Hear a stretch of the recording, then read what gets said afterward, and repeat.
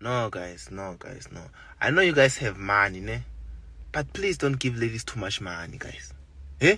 If you don't have the intention of marrying that girl, don't give her too much money, because you are messing up the transfer window market. Eh? This lady was saying, nah, my previous boyfriend used to give me 5K. 5K, my brother, why would you do that?